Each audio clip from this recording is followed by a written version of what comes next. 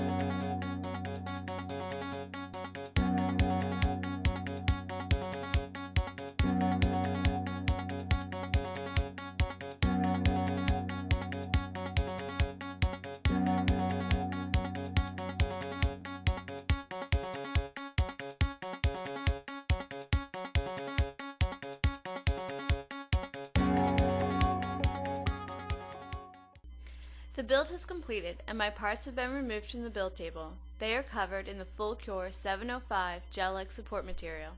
They are sprayed with a water jet to remove the support. Soaking parts in a 3 to 5% sodium hydroxide mixture helps loosen support in hard-to-reach areas.